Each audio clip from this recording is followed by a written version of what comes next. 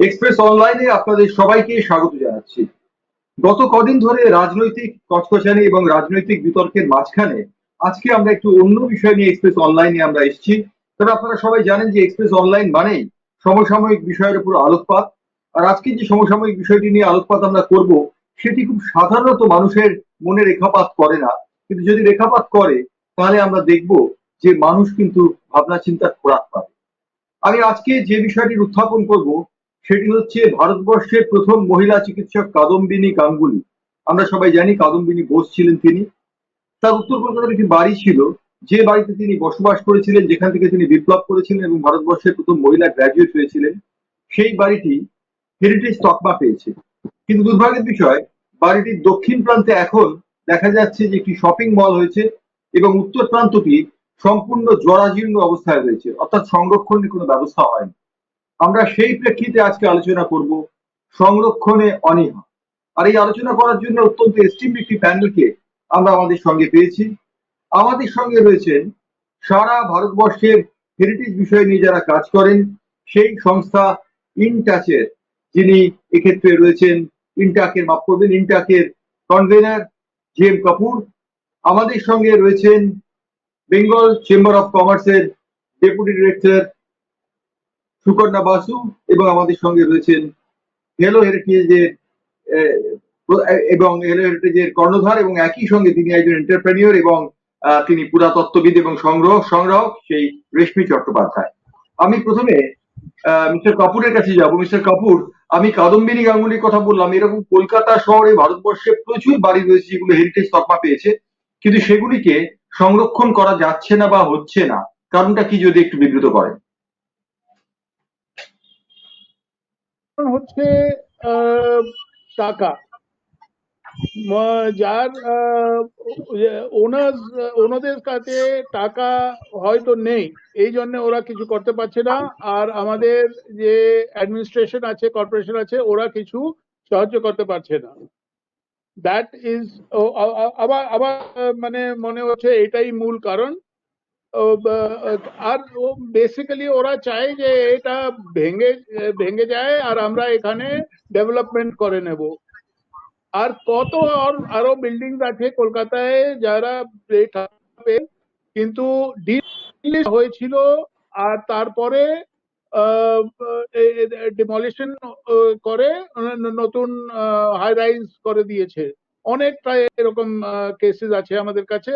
আমরা তো একটা পিআইএল ও করেছি কেএমসির এগেনস্টে এখানে আমাদের হাইকোর্টে। ওটা এখন সাব জুডিস আছে মামলা।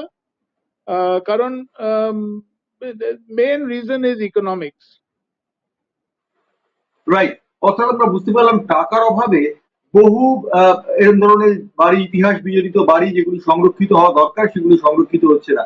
আমাদের সঙ্গে রয়েছেন সুকন্যা বসু, যিনি Bengal chamber of commerce and industries এর ডেপুটি ডিরেক্টর, এবং তারা সংরক্ষণ নিয়ে নানান ধরনের কাজ করছেন। আমি সুকন্যার কাছে যাবো। সুকন্যা, কলকাতা শহরে আপনারা যে কাজটা করছেন, অর্থাৎ সংরক্ষণের বিষয়ে এগিয়ে এসছেন, কলকাতা শহরে প্রচুর বাড়ি রয়েছে, এবং আমি শুধু কলকাতা শহর বলছি, বাংলার কথা বলছি না। কলকাতা শহরে প্রচুর বাড়ি রয়েছে যা ইতিহাস বিজড়িত, হেরিটেজ তকমা পেয়েছে, হেরিটেজ কমিশন একটা হয়েছে, কিন্তু দেখা যাচ্ছে যে সেগুলো সংরক্ষণ করার ব্যাপারে খুব একটা উদ্যোগ নেওয়া হচ্ছে না। কি বলবেন এই বিষয়ে আপনি, সুকন্যা? দেখুন, সবচেয়ে প্রথম কথা বলবো যে আপনারা জানেন Bengal chamber of commerce and industry 1833 তে সেট আপ হয়েছিল। তো আমাদের এই পথ চলার পথে Bengal chamber itself is a heritage property. এছাড়া Bengal chamber has played a important role in setting up various heritage properties like ধরুন আমাদের ভিক্টোরিয়া মেমোরিয়াল, সোনালুমার ইত্যাদি। এবার পথ চলতে চলতে আমরা দেখতে পাচ্ছি যে হ্যাঁ, এই হেরিটেজ বিল্ডিং গুলোর একটা রক্ষণাবেক্ষণ দরকার, কিন্তু তার জন্য দরকার একটা ফান্ড।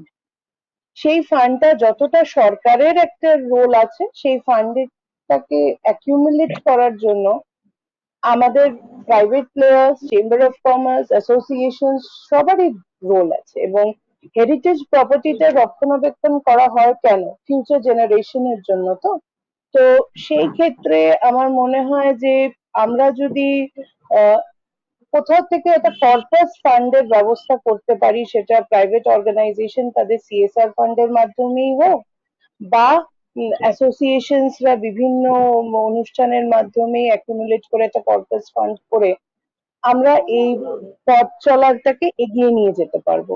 তো I think heritage property maintain না করলে ইকোনমি বুস্ট করে না, বিকজ বেঙ্গল চেম্বার যেরকম চাইছে যে through heritage conservation and reservation we should focus on creating awareness on heritage tourism, which is very important. আজকে বিদেশে দেখুন হেরিটেজ ট্যুরিজমের মাধ্যমে ইকোনমি কিভাবে বুস্ট আপ হচ্ছে।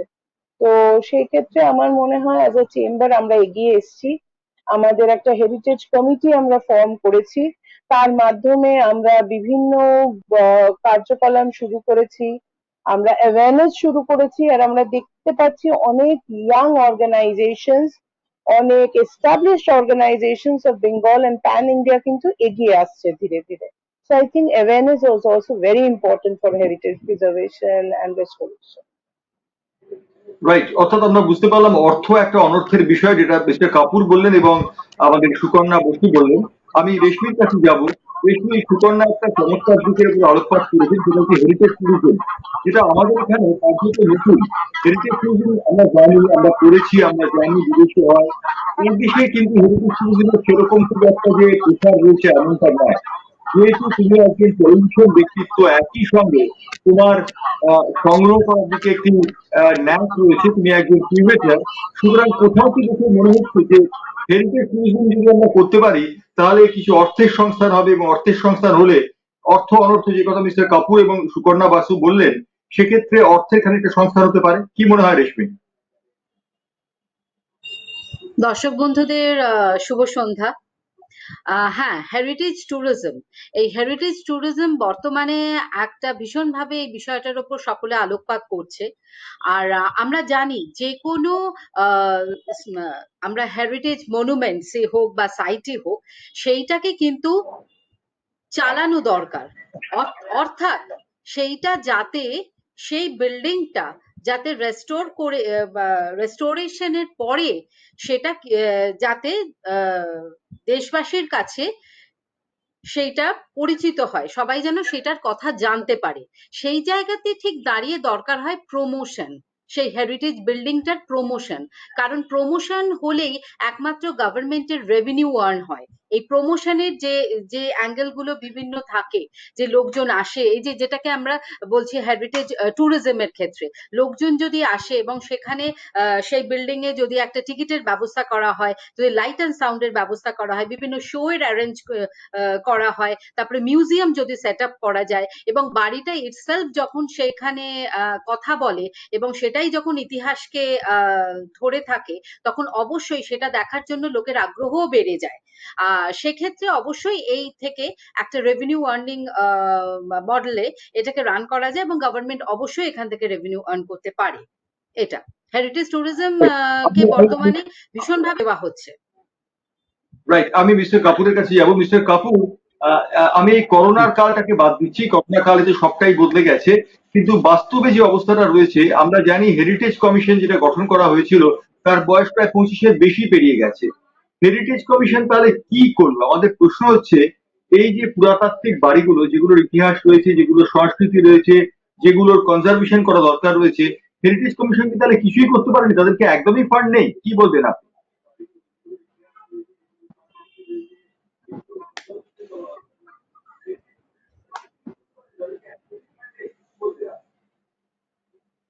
মিস্টার কাপুর শুনতে পাচ্ছেন? অফলাইন।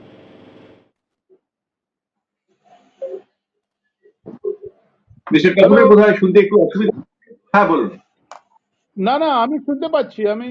আপনি শুনতে পাচ্ছেন আমার? বলুন। হ্যাঁ, আমি শুনতে পাচ্ছি, বলুন আমি বলুন। শুনতে পাচ্ছি। হ্যাঁ, আমি আমিও শুনতে শুনতে পাচ্ছি, পাচ্ছি। বলুন।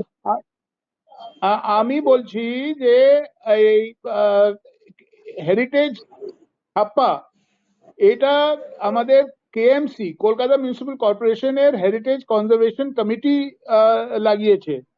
আর এই সব বিল্ডিংস ওদের আন্ডারে, মানে ওদের জুরিসডিকশনে আসে।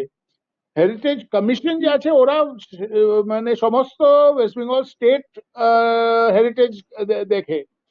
তো এই কলকাতা শহরে যে হেরিটেজ আছে, ওর জন্যে কেএমসি অ্যাকচুয়ালি রেসপন্সিবল আছে। হেরিটেজ কমিশন অ্যাকচুয়ালি আপনি ঠিকই বলছেন খুব বেশি করতে পারেনি, কিন্তু ওরা মানে আমাদের ওয়েস্ট বেঙ্গল স্টেটের হেরিটেজকে আইডেন্টিফাই করে ওইখানে কিছু প্রোটেকশন কিছু রেস্টোরেশনের কাজ করেছে, কিন্তু অনেক বেশি করা উচিত। আর আমার একটা বক্তব্য আছে যে আমাদের কলকাতা শহরের economic value of our heritage আমাদেরকে বুঝতে হবে, কেএমসি কে বুঝতে হবে যে there is economic value in the heritage. এই যে রেশমি বলেছে, সুকন্যা বলেছে যে আমরা এই হেরিটেজ এর ইকোনমিক ভ্যালুটাকে এনক্যাশ করতে পারি। ওয়ার্ল্ড ওয়াইড আমরা দেখি যে যত টুরিস্ট হেরিটেজ দেখতে যায় আর এমনি সি বিচে যায় না। Heritage is much more of an attraction, culture is much more of an attraction. আর আমরা এখানে যদি কোনো incentive scheme for heritage buildings owner আনতে পারি তাহলে আমাদের হেরিটেজ খুব প্রোটেক্ট হবে। এই আমাদের মানে প্রস্তাব দেওয়া আছে কর্পোরেশনে, কিন্তু কিছু হয়নি আজ পর্যন্ত। রাইট, আমি সুকন্যা বাসুর কাছে যাব। বেঙ্গল চেম্বার অফ কমার্স হেরিটেজের জন্য কিছু কাজ করছে আমরা জানি। সুকন্যা, আমার আপনার কাছে প্রশ্ন সেটা হচ্ছে যে এই যে একটু আগে আমরা শুনলাম যে অর্থের অভাব, আপনি সিএসআর ফান্ডের কথা বললেন। বেঙ্গল চেম্বার অফ কমার্সের অধীনে অনেক কর্পোরেট সংস্থা রয়েছে, তাদের কি বলা যায় না যে তাদের যদি এই সিএসআর ফান্ডের কিছুটা রুটেট করা যায় হেরিটেজ সংরক্ষণের জন্য? আমরা রবীন্দ্রনাথের বাড়ি, বিদ্যাসাগরের বাড়ি, আমরা মধুসূদনের বাড়ি দেখতে ভালোবাসি, কিন্তু সেটা সংরক্ষণ করার বিষয়টা সম্পর্কে আমরা খুব উদাসীন। তো এই ব্যাপারটা আপনাদের কি মনে হয়, এই একটা ক্যাম্পেইন হওয়া কি উচিত নয়? দেখুন, ফার্স্ট অফ অল আমি যেটা আগেও বলতে চেয়েছি এখনো বলতে চাইছি যে awareness and orientation is very much important. Second thing, যদি সিএসআর ফান্ড আনতে হয় হেরিটেজ প্রিজার্ভেশন বা রেস্টোরেশনের জন্য, it has to be a project, and this project has to be backed by a implementing body, এবং এই ইমপ্লিমেন্টিং বডিটিকে, সেটা Bengal chamber হতে পারে, সেটা সরকার হতে পারে, আমাদের মেম্বার্স কিন্তু সবসময় এগিয়ে আসে। এবং বড় বড় কোম্পানিগুলো যারা এই 2% এর দায়ে পড়ে তাদের কিন্তু অনেকেই হেরিটেজ প্রিজার্ভেশনের কাজ করে, একদম করে না যে সেটা কিন্তু ঠিক কথা নয়। তো আমাদের যদি যতটা আমরা ওই একটা ইয়েতেই কিন্তু আমরা ফিরে আসছি, যেই আমরা দেখাতে পারবো যে হেরিটেজ প্রিজার্ভেশন রেস্টোরেশনের ফলে একটা শহরের বা একটা দেশের ইকোনমিক বুস্ট আপ হয়েছে, সেই মুহূর্তে অর্গানাইজেশনসরাও কিন্তু অনেকটা বেশি অ্যাওয়্যার হয়ে, যারা এখন 10টা সংখ্যায় আসছে তারা হয়তো এই অ্যাওয়ারনেসটা পেলে পরে 50 জন কর্পোরেটস এগিয়ে আসবে। সো অ্যাজ আ চেম্বার এই হেরিটেজের তো জয়ন্তদা বিভিন্ন রূপ হয়। ইট is not only building restoration, heritage can be cultural heritage, it can be tangible heritage. তো কোন প্রজেক্টে আমরা কাজ করব যাতে কর্পোরেটসরা এগিয়ে আসে, সে আইডেন্টিফিকেশনটা কিন্তু ভীষণভাবে জরুরি, এবং Bengal chamber of commerce and industry কিন্তু সেই পথে এগিয়ে এসছে। আপনারা আগামী দিনে নিশ্চয়ই আমাদের এই ইনিশিয়েটিভ দেখতে পারবেন। অলরেডি আমরা হেরিটেজ ওয়াক শুরু করেছি আমাদের কর্পোরেটস এর সঙ্গে, আমরা ন্যাশনাল লেভেলে হেরিটেজ কুইজ শুরু করেছি। এগুলো সব করার উদ্দেশ্য হচ্ছে টু ক্রিয়েট অ্যাওয়ারনেস। আজকে হেরিটেজটাকে প্রিজার্ভ করতে গেলে, কোম্পানিগুলোকে এগিয়ে আসতে গেলে, তার কিন্তু একটা কি পেলাম আমি এই প্রজেক্ট থেকে সেটা জানা ভীষণ জরুরি। আজকে হেরিটেজ রেস্টোরেশনের জন্য টেকনোলজির ইউজ এবং এই টেকনোলজি কিভাবে হেরিটেজ রেস্টোরেশনে হেল্প করতে পারে, এই সমস্তটা ভীষণভাবে দরকার। তবেই কিন্তু কর্পোরেটসরা ইন্টারেস্ট পাবে এবং এগিয়ে আসবে। এবং as a chamber of commerce আমরা এটা নিয়ে কাজ করছি। আমাদের হেরিটেজ কমিটিটা খুবই নতুন একটি কমিটি, যেটা সেপ্টেম্বর 2020-তে ইনিশিয়েটেড হয়েছে। সুতরাং আশা করি আমাদের চেয়ারম্যান শ্রী জিএম কাপুর, আমাদের চেম্বারের ডিরেক্টর জেনারেল শুভদীপ ঘোষ, এদের সবার হাত ধরে আমরা আগে আস্তে আস্তে অনেকটাই স্টেটে এবং এই হেরিটেজ প্রিজার্ভেশনে কন্ট্রিবিউট করতে পারবো। রাইট, মিস্টার কাপুর, আমি আমার পেশার সুবাদে বিদেশে বেশ কয়েকবার গেছি। বিদেশে আমি দেখেছি যে সেখানে হেরিটেজকে একটু মর্যাদা দেওয়া হয় এবং লন্ডনে বিশেষ করে হেরিটেজ সাইট গুলোতে আপনি সঠিক কথাই বলেছেন যে মানুষ সি সাইডে যাবার থেকে হেরিটেজ সাইডে বেশি যাবে। আমরা দেখেছি সেখানে বেকার স্ট্রিটে শার্লক হোমসের বাড়িটাকে কিভাবে হেরিটেজ করা হয়েছে। আমরা দেখেছি স্ট্র্যাটফোর্ড অন অ্যাভনে কিভাবে শেক্সপিয়ারের জন্মস্থানটাকে হেরিটেজ করা হয়েছে এবং হাজার হাজার মানুষ সেখানে যান। তো আমাদের এখানে সেই উদ্যোগটা হয় না কেন? আমরা কি অ্যাওয়্যার করতে পারি না, না আমাদের মানসিকতায় কোথাও একটা গন্ডগোল রয়েছে? আজও আমরা ওই অরণ্যে গিয়ে, সমুদ্রের তীরে গিয়ে অথবা পাহাড়ে গিয়ে যে ট্যুরিজমটা করতে চাই, হেরিটেজ ট্যুরিজমকে সেই জায়গায় আমরা দিচ্ছি না, কি মনে হয়? স্যার, আপনাকে আমি বলতে চাই যে আপনি শার্লক হোমসের বাড়ি দেখেছেন, ওটা একটা ফিকটিশিয়াস বাড়ি। মানে উনি Sherlock Holmes is a fictitious character, আপনি তো জানেন। Absolutely. House is a yeah, and it has been made into a attraction যেখানে সারা পৃথিবী থেকে লোক গিয়ে শার্লক হোমসের বাড়ি দেখে আসছে আর বলছে Right. আমি তো শার্লক হোমসের বাড়ি দেখেছি। আমরা এখানে একটা ওই রকম চেষ্টা করেছিলাম কিন্তু হয়নি, ফেলুদার বাড়ি। ওই যে ওর অ্যাড্রেস আছে কি ওখানে মুদিয়ালির কাছে, মানে as per the Rajani Sen road, right right. the address is some sen road or something. তো আমরা তো ওইখানে হ্যাঁ, ফেলুদার বাড়ি। চেষ্টা করেছিলাম যে ওখানে একটা মিউজিয়াম করতে, কিন্তু হয়নি। মেনলি টাকা নেই, আর আমাদের হয়তো এরকম থিঙ্কিং নেই। Realize that there be so much value in that heritage. As you said rightly, from Stratford on Avon, the Shakespeare এর বাড়ি, ওইখানে গিয়ে মানে কোটি কোটি টাকা ওরা কালেক্ট করে। আমরা এখানে একটা মানে এই কলকাতায় তো হয়নি, কিন্তু ওই যে স্ট্যাচু অফ ইউনিটি গুজরাটে করেছেন, that has become a major tourist attraction now. তো আমরা এখানে নিশ্চয়ই করতে পারি, একটু ওই দিকে মানে টেনশন দিতে হবে। That is the important thing. Right. Reshmi, আমি it can be done in Calcutta city. There are so many possibilities.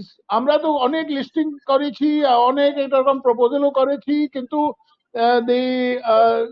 all this while tourism and heritage was not on the radar.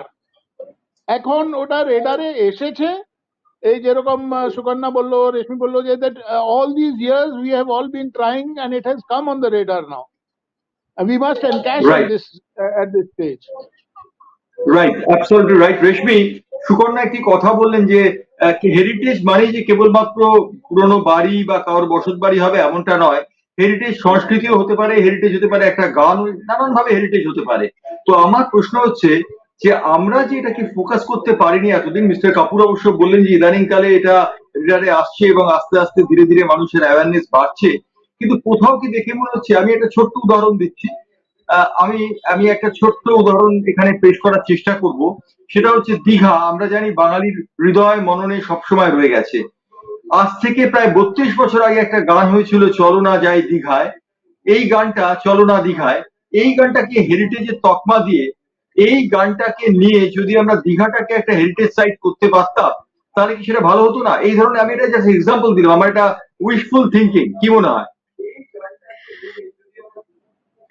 বলেছো, সেটা মন্দ নয়, মন্দ নয় নিশ্চয়ই। সেই গানটাকে কাজে লাগিয়ে সেটাকে আমাদের ক্যাম্পেনের লাইন খুব সুন্দরভাবে সেটাকে কাজ করানো যায়। তবে পুরো আলোচনাটার মধ্যে একটা কথা আমাকে বলতেই হয়, যতটা আলোচনা হয়েছে, মিস্টার কাপুর বলেছেন, সুকন্যা বলেছেন, তুমি বলেছো, সেখানে হচ্ছে যে এই যে সচেতনতা, আসলে সচেতনতার পারদটা না ধীরে ধীরে চড়ছে।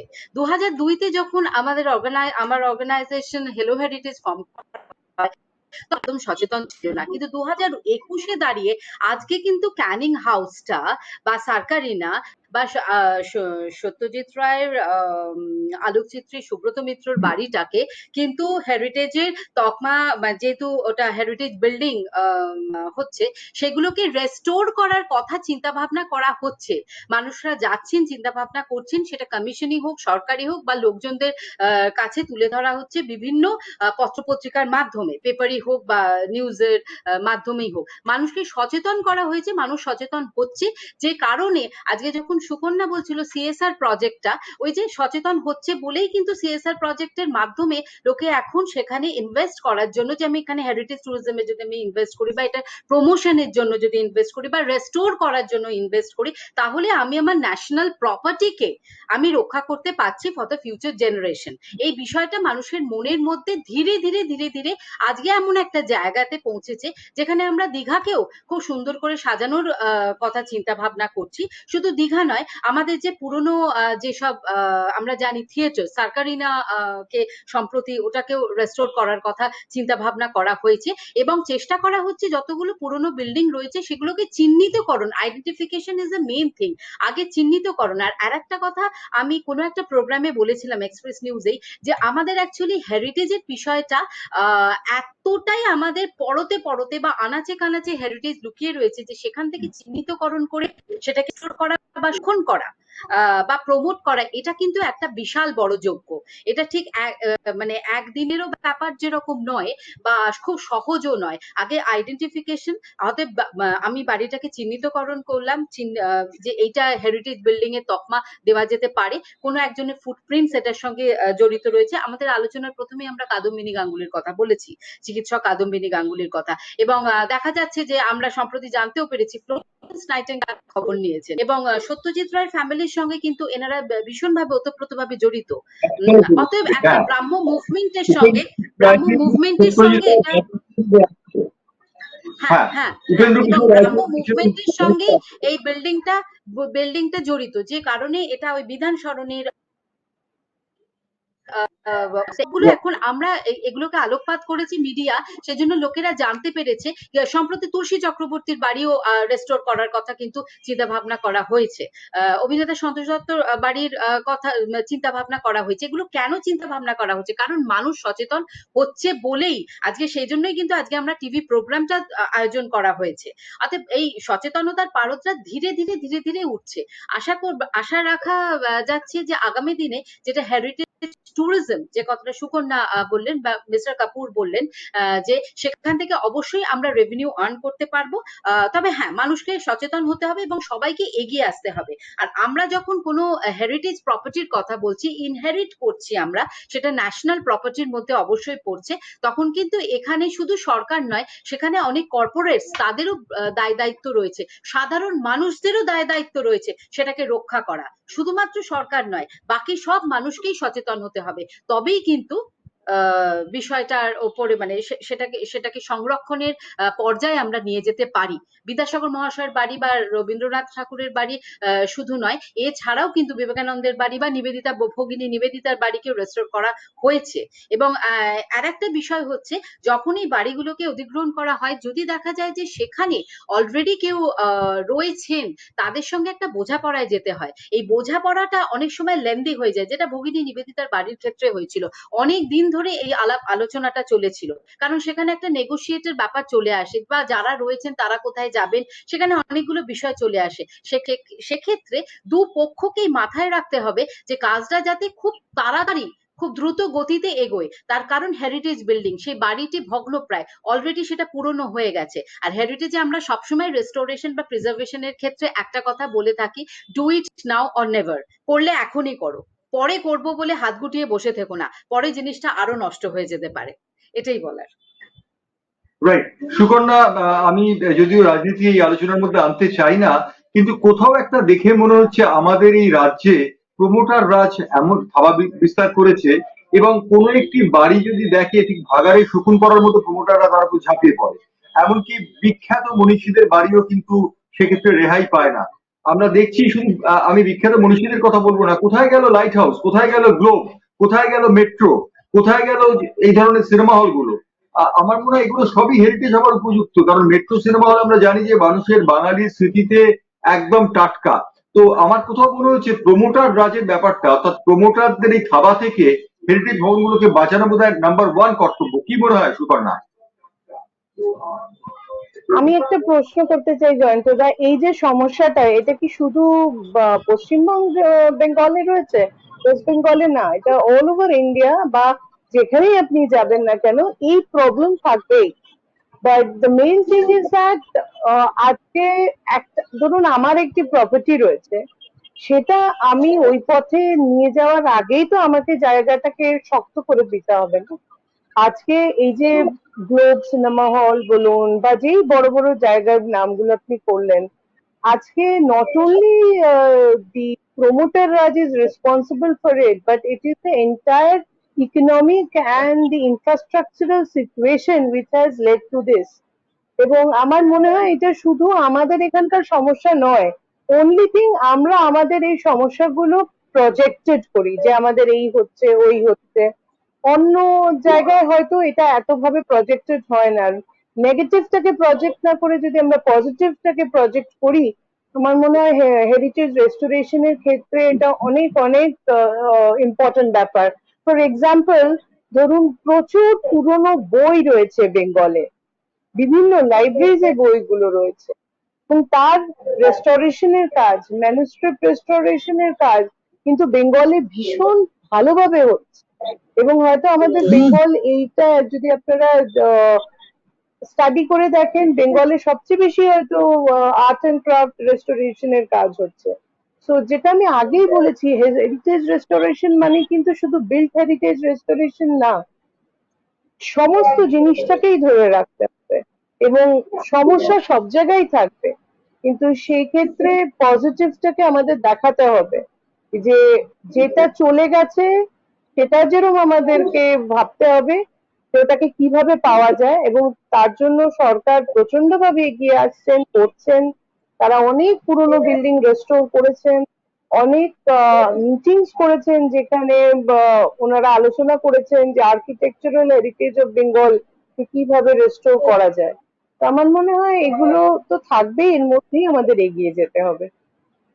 রাইট। মিস্টার কাপুরের কাছে আমি একটি প্রশ্ন করব। সুকন্যা খুব অপটিমিস্টিক, তিনি খুব ভালো কথা বলেছেন। আমি একটি প্রশ্ন করব, ভিক্টোরিয়া মেমোরিয়ালের ইতিহাসটাকে বিধৃত করার জন্য লাইট এন্ড সাউন্ডের ব্যবস্থা করা হয়েছিল, এবং লাইট এন্ড সাউন্ডের মাধ্যমে ভিক্টোরিয়া মেমোরিয়ালের পুরো ইতিহাসটাকে বিধৃত করা হবে, এরকম একটা কথা হয়েছিল। আপনি আমাকে বলতে পারেন এখন সেটার অবস্থা ঠিক কি জায়গায় রয়েছে, মিস্টার কাপুর? ও লাইট এন্ড সাউন্ড ওরা এখন রিস্ক্রিপ্টিং করছিল, এখন কি অবস্থা আমি ঠিক বলতে পারবো না, কিন্তু ওটা আবার নতুন করে they wanted to portray that, because earlier it was only showing a certain aspect আমাদের ইতিহাসের। তো ওরা চেয়েছিল যে আর একটা ওটাকে ব্রড বেস করে নতুন একটা স্ক্রিপ্ট তৈরি করে ওখানে লাইট এন্ড সাউন্ড করবে। কিন্তু কি অবস্থা রয়েছে এখন I can't say, but I would like to say something.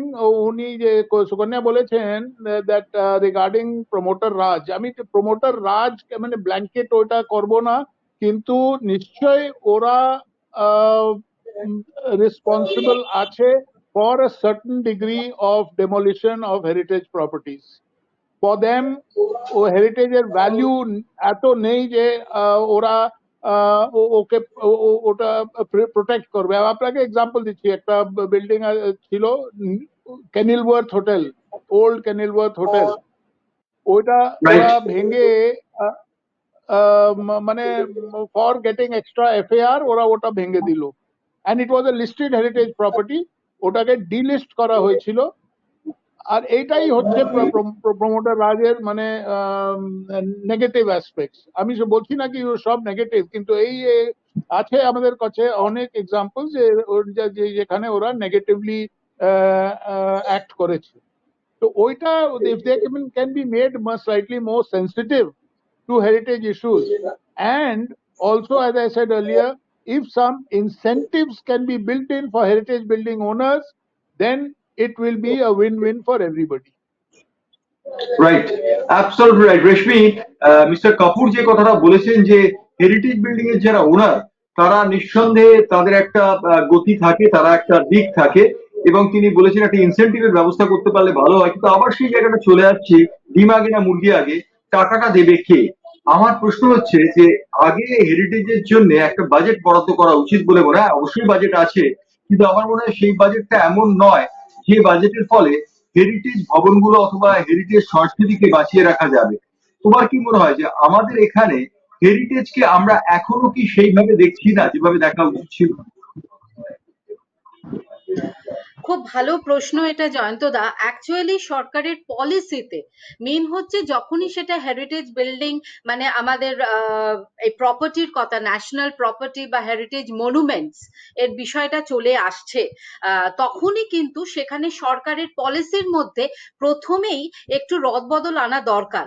এই যে ইনসেন্টিভ বা যে কথাটা বললেন মিস্টার কাপুর, সত্যি তো হেরিটেজ বিল্ডিং গুলোকে কিভাবে রক্ষা করা যায়, যারা রয়েছেন তাদের সঙ্গে কথা বলে অনেক সময় দেখা গেছে এত তার বিশাল আকার, তার আয়তন, যে সেইটাকে রক্ষা করা বর্তমানে ওই রকম ধরনের সিলিং বা সেই রকম টার্মাইটের প্রবলেম পুরনো বাড়িতে যেটা হয় বা ড্যাম্পের প্রবলেম, এই প্রবলেম গুলো চলে আসেই। তারপরে গাছ, বিভিন্ন গাছপালা দেখা যায় যেটা হয়ে থাকে পুরনো বাড়িতে, আমরা জানি। অতএব বাড়িটাকে আমাদের রক্ষণাবেক্ষণ করতে হবে। সেটার জন্য এখানেই হচ্ছে যে পুরনো বাড়িগুলোকে আইডেন্টিফাই করে, আইডেন্টিফিকেশনের পরে ওনারদের সঙ্গে সরকার পক্ষের একটা কথা বলা, এবং তারপরে সেই অবস্থায় কোন অবস্থায় রয়েছে বাড়িগুলো, তাদের আদৌ কতটা টাকার দরকার বা টাকার দরকারটা আদৌ আছে কিনা, নানান রকম বিষয় সেখানে উঠে আসবে। সেটার জন্য আলাদা কমিটি গঠন করা, এবং সেই কমিটি সারা বছর ধরে শুধু এই কাজটাই করবে, তবেই কিন্তু সেই বিল্ডিং গুলোকে রক্ষা করা যায়। কারণ ম্যাক্সিমাম আমরা বিল্ডিং এর ওনারের সঙ্গে গিয়ে কথা বলেছি, যেহেতু আমরা ফিল্ড ওয়ার্কের সঙ্গে যুক্ত, ইন্টাকো ফিল্ড ওয়ার্কের সঙ্গে যুক্ত, বেঙ্গল চেম্বার অফ কমার্সও অনেকগুলো হেরিটেজ ওয়ার্ক আমরা করছি, আমরা দেখছি এটা, যে সেক্ষেত্রে যারা ওনার তাদের কিন্তু অনেক বক্তব্য থাকেন, তারা পেরে উঠছেন না আর সেই বাড়িগুলোকে নিয়ে। সেক্ষেত্রে করণীয় কি? এবং এক্ষেত্রেও দেখা যায় হয়তো আত্মীয় স্বজনরা এখন অনেকে দূরে দূরে থাকেন, তারা বলতে চাইছেন যে না বাবা, বাড়ির এই পোর্শনটা নিয়ে আমরা কি করব, আমরা তো এখন নয় দিল্লিতে রয়েছি বা লন্ডনে রয়েছি, বাড়িটা। সেক্ষেত্রে সরকারকেও যেরকম এগিয়ে আসতে হবে, তাদেরকেও এগিয়ে আসতে হবে, এবং অবশ্যই একটা টাকার ব্যবস্থা যদি তাদের জন্য করা হয়, তাহলে বাড়িটা হয়তো রক্ষা পাবে। কারণ আমরা দেখেছি এক্ষেত্রে ছাতুবাবু লাটুবাবুর বাড়ি, আমরা যদি সেই বাড়ির কথাই বলি, বাড়িটিকে যাতে রক্ষা করা যায় সেজন্য এই ক্ষেত্রে কি হয়, বাড়ির একটা ভাগে বা একটা পার্টে তারা বিয়ে বাড়ির পারপাসে তারা ভাড়া দিচ্ছে, তার কারণ তাদের টাকা দরকার ওই পুরো বাড়িটাকে মেনটেন করার জন্য। এবং সেখানে দেখা গেছে যে তাদের বাড়ির যে লোকজনেরা রয়েছে তারা যত সম্ভব তারা চেষ্টা করে বাড়িটা যাতে রক্ষা পায়, মানে যখন ভাড়া নেওয়া হচ্ছে তারা যেন কোনোভাবে এসে অনিষ্ট না করে, বা বাড়িটা যাতে আবার ভেঙে না পড়ে বা ক্ষতি না হয় বাড়ি, মানে হিউম্যান ভ্যান্ডালিজমের কথা আমি বলতে চাইছি, সেটাও কিন্তু তারা লক্ষ্য রাখেন। ফলে একটা বাড়িকে কিভাবে সেটা চলবে সেটা নিয়েও কিন্তু বেশ ভাবনা চিন্তার বিষয় আছে। এবং সরকারি পলিসিতে হেরিটেজকে প্রথমেই রাখতে হবে, যেটা সুকন্যা খুব সুন্দর একটা কথা বলেছে। সত্যি তো, হেরিটেজ ট্যুরিজম থেকেই আজকে সরকারের কত আয় হতে পারে, সেইটা যদি সবাই মাথায় মানে ঢুকে যায়। যে কারণে ক্যানিং হাউস বর্তমানে যেটা এইটা এক সপ্তাহের মধ্যেই ক্যানিং হাউসের ওখানে হেরিটেজ কমিটি থেকে সবাই ভিজিট করেছেন, এবং সেটাকে চেষ্টা করা হচ্ছে যে সেটাকে যদি একটা হেরিটেজ হোটেল, মানে যেটা জয়পুর বা রাজস্থানের ক্ষেত্রে অনেক হাভেলি গুলোকে সেখানে কিন্তু ওইভাবেই রাখা হয়েছে, কিন্তু সেগুলোকে হেরিটেজ হোটেল করা হয়েছে, যেখান থেকে হেরিটেজ ট্যুরিজম সেখানে আর্ন করা যাচ্ছে, রেভিনিউ আর্ন হচ্ছে। সেখানে দুটো কাজই হচ্ছে, একটা হচ্ছে ট্যুরিস্টদেরও আমরা অ্যাট্রাক্ট করতে পারছি একদিকে, আর একদিকে বাড়িটার রক্ষণাবেক্ষণের জন্য টাকাটা উঠে আসছে, এবং অবশ্যই সেখানে প্লেসমেন্ট, এমপ্লয়মেন্ট তো হচ্ছেই। ফলে এটা একটা বৃত্তটা তখন সম্পূর্ণ হয়ে যায়। কিন্তু সবকিছুর আগে সরকারের পলিসিতে কিন্তু এই হেরিটেজকে প্রথমেই আনা দরকার। এবং হেরিটেজ যদি আমরা যদি এই হেরিটেজ ট্যুরিজম বা হেরিটেজ বিল্ডিং গুলোকে আইডেন্টিফাই করে, এমনকি যেটা ট্যাঞ্জেবল ইনট্যাঞ্জেবল হেরিটেজের, আমরা সবসময় মেজর অ্যান্টিকুইটি বা মাইনর অ্যান্টিকুইটি বা হেরিটেজ মনুমেন্টস এর কথা নয়, আমি ইনট্যাঞ্জেবল হেরিটেজেরও কথা বলছি। যে পটচিত্রের গান বা ছৌ নৃত্য বা রায় বেশে, এগুলো তো সবই আমাদের কালচারাল প্রপার্টি, এগুলো তো সবই আমাদের কালচারাল হেরিটেজের মধ্যে পড়ছে। এগুলোর উপরে যেমন ইউনেস্কো আলোকপাত করেছেন, এবং এইগুলোকে যাতে ডাইং আর্ট ফর্মে না চলে যায়, ইউনেস্কো আজকে সেটার জন্য সারা পৃথিবীব্যাপী তারা সরব হয়েছে এবং বিভিন্ন সেক্টরে তারা বলার চেষ্টা করছে, সেদিকে যেমন একটা সংরক্ষণের কাজ চলছে। সরি, অপরদিকে আমাদের দরকার হচ্ছে বিল্ডিং গুলোর ক্ষেত্রে সরকারের এগিয়ে আসা। রাইট। আমি সুকন্যার কাছে যাব। আমরা এতক্ষণ বিল্ডিং এর কথা বলছিলাম। কলকাতা হেরিটেজ বলতে কলকাতা স্ট্রিট ফুডকেও বোঝায়। কলকাতা স্ট্রিট ফুড কিন্তু একটা কলকাতার হেরিটেজের সাক্ষ্য বহন করে। একই সঙ্গে কলকাতার ট্রামও একটা হেরিটেজ বহন করে। তো এইগুলোকে প্রিজার্ভেশন আমি বলবো না, এগুলোকে এগুলোকে নারিশ করার জন্য কোনো উদ্যোগ কি দেখা যাচ্ছে? সব খুব ভালো প্রশ্ন করেছেন। I am very happy for the question, কারণ এটার আমি আপনাকে একদম অ্যাপ্রোপ্রিয়েট আনসার আশা করি দিতে পারবো।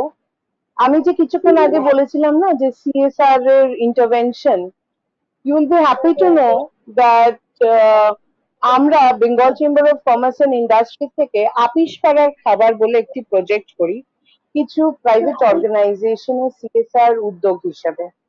এবং এই আপিস পাড়ার খাবার ইনিশিয়েটিভটা নেন আমাদের, প্রথমে এটাকে শুরু করেন আমাদের মিডিয়া কমিটির চেয়ারম্যান অরিন্দম শীল এবং আমাদের সিএসআর কমিটির চেয়ারম্যান জিতেন্দ্র কুমার। এবং এইটার মাধ্যমে কলকাতার হেরিটেজ আপিস পাড়ার খাবারটাকে আমরা প্রমোট করি। তাদের সারা বছর ধরে এই 250 জন ভেন্ডার্স কে আমরা বিভিন্ন ভাবে ট্রেনিং দিই। তাদের হাইজিন, ফায়ার অ্যাওয়ারনেস, মানে অনেক অনেক কিছু, ইনফ্যাক্ট ইলেকট্রিক কুকিং এর উপরও আমরা ওদেরকে ট্রেনিং দিয়েছি। যার ফলে যখন আমাদের এই প্যান্ডেমিক হিট করলো, এদের পক্ষে হাইজিনটা বোঝা was very easy, so they could react to the customer's need as per that. So এখান থেকে দেখা যাচ্ছে যে সিএসআর এবং প্রাইভেট এবং আমাদের কর্ণধার অরিন্দম শীলের মতন ব্যক্তিরা কিন্তু এই নিয়ে ভাবেন। কর্পোরেটসরা এগিয়ে আসছেন, এক্সাইড, সিএসই সবাই এগিয়ে এসছেন কিন্তু এই আপিস পাড়ার প্রজেক্টটাকে সাকসেসফুল করতে। এবং আমরা এটা নিয়ে একটা ম্যাসিভ, আফটার 1 year ফুল ট্রেনিং, আমরা একটা খুব বড় ভাবে একটা ফুড ফেয়ার করেছিলাম। আশ্চর্যজনক ভাবে 4,000 মানুষ সেই ফেয়ারে এসেছিলেন। তাতে আমেরিকান মানুষও যেরকম ছিল, অস্ট্রেলিয়া থেকেও ভিজিটার্স ছিল, কানাডা থেকেও ছিল। তাহলে তারা খবর পেয়ে এসেছিলেন যে কলকাতায় ডালহাউসি চত্বরে একদম ডালহাউসিতে বেঙ্গল চেম্বারের সামনে এরকম একটা 50টা স্টল লাগিয়ে শুধু স্ট্রিট ফুড পাওয়া যায়। এবং কলকাতার street food is really really awesome. এবং এটা বিদেশে বলুন দেশে বলুন কলকাতা স্ট্রিট ফুডের নাম আছে। তো এইভাবে দেখা যাচ্ছে যে এইগুলো তো হেরিটেজ ট্যুরিজমের আন্ডারেই পড়ে। আজকে খাবার, আজকে পিচ প্যাশ বলে যে ডিশেস গুলো রয়েছে, this are all heritage product, heritage dishes. তো এগুলোকে কিভাবে প্রমোট করা যায় মানুষের সামনে? তাই জন্য বেঙ্গল চেম্বার কিন্তু এইটা 2017 থেকে এই কাজটা শুরু করে দিয়েছে। তো আমি বলবো যে এখানে we are very much thankful to all our corporates, to Exide, to CSE, to Philips Carbon Black, who have all come forward for preserving this heritage food of Bengal and preserving the street food of Bengal. Right, absolutely right. কারণ ডেকাসলেনের নাম আমরা সবাই জানি এবং কলকাতা বলতে ডেকাসলেন synonymous হয়ে গেছে। আমি মিস্টার কাপুরের কাছে একটু আসবো। মিস্টার কাপুর, তার মানে হেরিটেজ শুধুমাত্র ভবন, বিদ্যাসাগর, রামমোহন, রবীন্দ্রনাথ ইত্যাদিদের বাসভবন, কাদম্বিনী গাঙ্গুলির বাসভবন এটা নয়, হেরিটেজ সারা দিকেই ছড়িয়ে রয়েছে। আমার প্রশ্ন হচ্ছে যে আমরা কতটা অ্যাওয়্যার, এই যে কলকাতা ট্রাম একটা হেরিটেজ, এই বিষয়ে কোনো সন্দেহের অবকাশ নেই। কলকাতা স্ট্রিট ফুড একটা হেরিটেজ, ইভেন কলকাতার ফুচকা একটা হেরিটেজ। তো এই হেরিটেজ গুলো সম্পর্কে আমরা, অর্থাৎ সাধারণ মানুষ যদি অ্যাওয়্যার না হয়, এটা তো ভাইস ভার্সা, সাধারণ মানুষ অ্যাওয়ার্ড হবেন, তারপর হেরিটেজ কমিশন সেক্ষেত্রে ইন্টারেস্ট নেবেন। এই যে ভাইস ভার্সা একটা বিষয়, আদান প্রদান, মানুষকে এডুকেট করা, এই জায়গাটা কি কোনোভাবে আমরা করতে পারি? মানে কোনো জায়গায় কি এটা করার মতো পরিস্থিতি রয়েছে? স্যার, আমরা কুলিনারি হেরিটেজ অ্যাওয়ার্ডস ইনস্টিটিউট করেছি, যেখানে আমরা আইডেন্টিফাই করেছি এখনই to begin with about 20 heritage establishments, যারা মানে 100 বছর থেকে around 100 years old, operating in Calcutta, maybe at the same premises. ওদেরকে আমরা একটা অ্যাওয়ার্ড দিয়েছি আর ওদের এস্টাবলিশমেন্টের সামনে আমরা একটা প্লাক লাগাবো so north Calcutta, central Calcutta, south Calcutta সব আমরা আইডেন্টিফাই করে আমরা লাস্ট ইয়ারে করে অ্যাকচুয়ালি লাস্ট ইয়ার প্ল্যাক লাগাবার কথা ছিল, কিন্তু বিকজ অফ দ্য প্যান্ডেমিক আমরা করতে পারিনি। এই বছর নিশ্চয়ই করব। তো এই হচ্ছে আমাদের one of our initiatives for developing the culinary heritage of the city. এরকম আমরা রাইট। আরো eminent personalities of the city, ওদের বাড়ি, we are trying to identify about 100 such houses where we are going to install plaques with their a short biography of that person, so that people in the vicinity are aware যে এখানে ভদ্রলোক থাকতেন। যে ধরুন আমরা করে দিয়েছি already Pankaj মালিকের বাড়ি, প্রফেসর কি হ্যাঁ উস্তাদ আলী আকবর খানের বাড়ি, আর একটা প্রফেসর মেঘনাথ সাহার বাড়ি, এইসব আমরা করেছি। আর আরো আমরা করছি এরকম। তো আমরা এইরকম করছি। আচ্ছা, আর একটা কথা আমি বলতে চাইছিলাম, আপনি বলছিলেন ইনসেন্টিভের জন্য টাকা কোথেকে আসে। দেখুন অনেক স্কিমস আছে। আমরা তো এই এরিয়াতে 40 বছর থেকে কাজ করছি। স্কিমস আছে যে বোম্বেতে, আহমেদাবাদে আর অন্য শহরে এটা প্র্যাকটিস করছে ওরা। This is known as a transfer of development right. Building owner ওদের একটা সার্টিফিকেট দেওয়া হবে ট্রান্সফার অফ ডেভেলপমেন্ট রাইট, যে সার্টিফিকেট ওরা প্রমোটারকে বিক্রি করে টাকা নিতে পারে for the maintenance of his premises. Okay he has to give an undertaking যে ওরা বিল্ডিংটাকে ভাঙবে না। So it is not that the government has to make the payment. Corporate and private sector also make payment. আচ্ছা, right. আমি শেষ প্রশ্ন রেশমির কাছে যাব। অনুষ্ঠান প্রায় শেষ হয়ে এলো। যে প্রশ্ন দিয়ে আজকের এই অনুষ্ঠানটা শুরু করেছিলাম সেই প্রশ্নটিতে আসবো। ভারতের প্রথম মহিলা মেডিকেল গ্রাজুয়েট কাদম্বিনী গাঙ্গুলি, তার বাড়ি আমরা জানি বিধান সরণিতে রয়েছে এবং সেটি প্রমোটারদের দখলে চলে যাচ্ছে, জরাজীর্ণ অবস্থা, একটা শপিং মলও রয়েছে। এই বাড়িটাকে রেস্টোর করার ব্যাপারে কোনো উল্লেখযোগ্য অবদান কি পাওয়া যাচ্ছে? কারণ 18 জুলাই কাদম্বিনী গাঙ্গুলির জন্মদিন গেছে, আমরা দুটো সিরিয়াল চলছে কাদম্বিনী গাঙ্গুলির নামে, প্রথম কাদম্বিনী এবং কাদম্বিনী। আমরা সে দুটো দেখতে খুব উৎসাহী, কিন্তু তার বাড়িটা সংরক্ষণ করার ব্যাপারে কেউ কি একবারও ভেবেছি? আমার মনে হয় এটা অবশ্যই ভাবনা চিন্তার মধ্যে চলে এসেছে, সেজন্যই আজকে আমরা এটাকে নিয়ে কথা বলছি জয়ন্তদা। এটা পেপারে যখনই হয়েছে সবার মধ্যেই এই কথাটা নিয়ে আলোচনা হয়েছে যে দেখেছো, এবং লিডিং যে সব নিউজ পেপার্স তাতেই এই খবরটা চলে এসেছে, যেখান থেকে আমরা ফ্লোরেন্স নাইটিঙ্গেলের কথাটাও জানতে পেরেছি। এখন কথাটা হচ্ছে যে দুটো ব্যাপারে, একটা হচ্ছে এটাকে রক্ষা করতে হবে 1 নম্বর। চট করে, যদিও হাতে সময় বেশি নেই, কিন্তু একটা ছোট্ট করে কথা, আমাদের একটা বাংলা ফিল্ম হয়েছিল শশীবাবুর সংসার, মনে আছে? সেই ফিল্মটাতে একটা ডায়ালগ ছিল যে হ্যাঁ, যে সেখানে মনে হয় অভিনেতা ছবি বিশ্বাস এই কথাটা বলছেন যে আমাদের এগিয়ে যেতে হবে বৌমা, কিন্তু পুরনোকে মারিয়ে এগিয়ে যাওয়া নয়, পুরনোকে সঙ্গে নিয়ে আমাদের এগিয়ে যেতে হবে। এইটা কিন্তু আমাদের এই যে পুরনো ফিল্মের কথা বললাম, অবশ্যই সেই পুরনো ফিল্ম হেরিটেজের মধ্যেই পড়ে, এই কথাটা না আমাদের মাথায় রাখতে হবে। আর আরেকটা কথা, ঠাকুর শ্রী শ্রী রামকৃষ্ণদেব, হ্যাঁ ঠাকুর শ্রী শ্রী রামকৃষ্ণদেব একটা কথা বলেছেন যে অনুষ্ঠানটা শেষ করতে হবে, অনুষ্ঠানটা শেষ করতে হবে। একটা ছোট্ট কথা, সেটা হচ্ছে যে নবাবী আমলের টাকা কখনো কোম্পানি আমলে চলে না। অতএব যে হ্যাঁ আমাদের এগোতে তো হবেই, কিন্তু এই যে এগোনোটা কে মাথায় রেখে এখনকার মতো হয়ে যে পুরনোটাকে মারিয়ে দিয়ে আমরা নষ্ট করে আমাদের সেই এগোনোটাকে করতে হবে, নতুনকে সামনে আবাহন, কিন্তু পুরনোকে অস্বীকার করে নয়। পুরনো এবং নতুনের মেলবন্ধনই হচ্ছে হেরিটেজ, এবং আমাদের সেদিকেই নজর রাখতে হবে। আজকে চমৎকার আলোচনা হয়েছে এবং সেই আলোচনার জন্য সুকন্যা, মিস্টার কাপুর এবং রেশমি চট্টোপাধ্যায়কে অসংখ্য ধন্যবাদ।